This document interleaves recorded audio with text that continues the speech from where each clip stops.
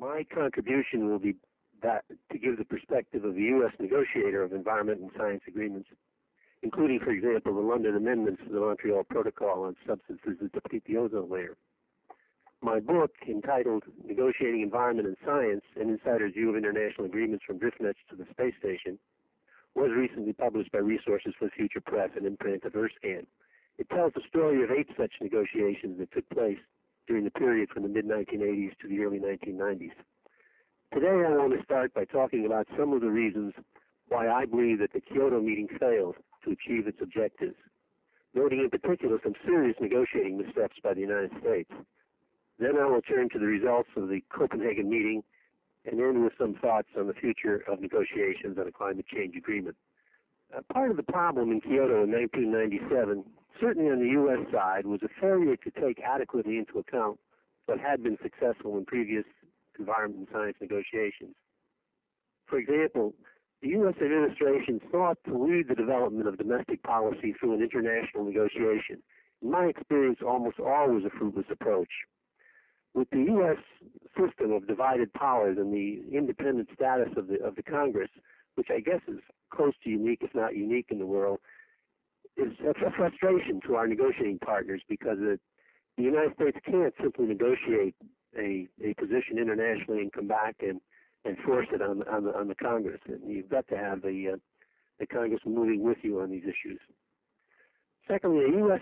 negotiator was not appointed until a couple of months before the Kyoto meeting and was thus not able over time to develop a productive dialogue with industry and other domestic groups that would be affected by the protocol, and with representatives of these stakeholders in the Congress and in non-governmental organizations. The U.S. position and strategy was in disarray. The U.S. negotiating team arrived in Kyoto with no clear instructions regarding what level of reduction of carbon dioxide emissions, if any, they could commit to.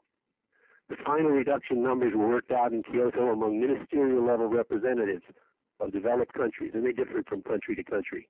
It would be hard to make the case that the emission reduction numbers were determined on the basis of a scientific assessment of what was required, or that they adequately took into account the likelihood that the targets could be met.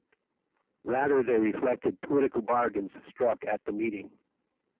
No commitments regarding emission reductions were made by developing countries, even though the U.S. Senate had passed the Byrd-Hagel resolution prior to the Kyoto meeting in 1997 by a 95-0 vote, declaring that any agreement without such commitments would be unacceptable.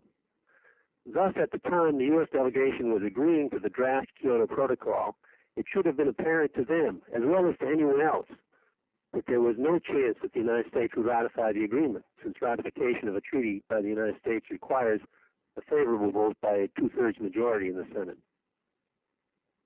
Now let's consider what happened last month at the Copenhagen meeting of the parties to the Framework Convention on Climate Change. I believe that the result of that meeting was actually quite encouraging and will be helpful in getting the world on a more promising track for addressing the global warming problem in future negotiations. Importantly, in Copenhagen, the worst outcome was avoided. That is, a repeat of Kyoto with questionable, politically inspired, and supposedly mandatory emissions reduction commitments undertaken only by developed countries. Another such result would have left the world community of nations' credibility in dealing with climate change completely in shreds.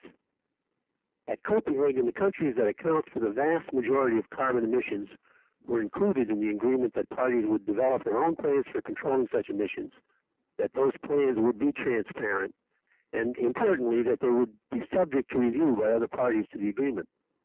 Thus, for the first time, both the developed countries and the major emerging economies in the developing world have joined together in a commitment to address the problem of global warming in a serious and sustained way.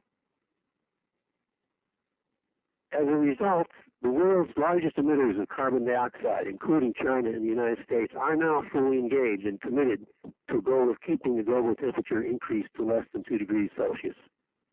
What they appear to be prepared to do initially will almost certainly not be enough in the longer run, but they are committed to taking very significant first steps in the right direction. In most multilateral negotiations, I found it essential to move away from the zero-sum game approach in which a party gains by doing less while persuading others to do more to resolve a problem. Rather, one needs to try to create a mood in which all the parties feel that they share a common problem and that each of them needs to do whatever they can to assist in resolving it. The Copenhagen Accord moves us towards that goal. An emphasis on mandatory nature of commitments and on enforcement measures such as border taxes and trade sanctions is generally unhelpful in that regard. As we enter the next round of climate change talks, we will be well advised to learn from both the mistakes made in Kyoto and from what we did right in negotiating other environment and science negotiations that were successfully concluded. The Montreal Protocol on substances that deplete the stratospheric ozone layer provides a particularly important and relevant precedent. I believe that this is true even though climate change negotiators are facing a more complex and far-reaching threat. The Montreal Protocol affected a number of major industries and required adjustment costs amounting to billions of dollars, while responding to the threat of global warming will ultimately require a fundamental rethinking of our carbon-based societies and taking steps that will affect virtually every aspect of economic activity. There are a number of lessons that can be learned from the negotiation of the Montreal Protocol. A U.S. chief negotiator engaged early with all of the domestic stakeholders who would be affected by the agreement, and the United States entered the negotiations with a well-thought-out position and a negotiating strategy that had the support of the U.S. Congress. The parties established science and economic committees and committed themselves to regular review and to consider revising agreement provisions on the basis of reports from those committees. Developing countries as well as developed countries made specific commitments to phase out ozone-depleting chemicals. Even though developing country commitments were to be implemented over a longer period of time and were to be accompanied by funding and technology transfers to assist them in meeting the requirements of the agreement. As we look to the future, let me end with a few suggestions for the negotiators. Do set up a process that requires regular review and revised meetings of the parties based on new information contained in reports from committees set up by the parties to address the science and economics of climate change, taking into account the work of the International Panel on Climate Change. Do require some specific commitments for developing countries while accepting that they will be weaker than those of developed countries, will have to be accompanied by substantial funding from developed countries, and will involve, at least initially, limiting the growth of rather than reducing carbon dioxide emissions. Don't engage in counterproductive blame and shame game, which gets in the way of developing a sense that we are all in this together, which is necessary to sustain a constructive consensus. Don't insist on emission reductions as the only standard or dismiss the value of commitments to decrease energy intensity or increase the use of renewable energy sources. Don't stress the mandatory nature of commitments. Compliance by countries depends primarily on their sense that the undertakings they have assumed are fair and are in their interest. Trade sanctions and other international enforcement measures are generally less effective, and in any case, would, I believe, be virtually impossible to negotiate.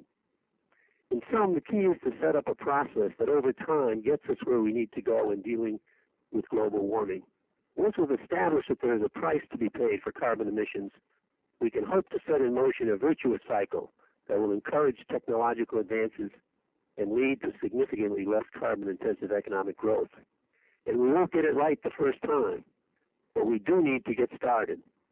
Remember that the provisions of the Montreal Protocol were grossly inadequate when first enacted.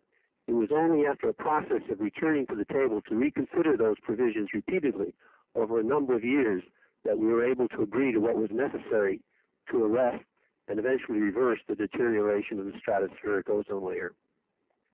Thus, it was the Montreal Protocol process, not the initial agreement itself, which enabled us to achieve this remarkably successful result. There is a lesson in that for the climate change negotiators, and the Copenhagen Accord is pointing us in the right direction.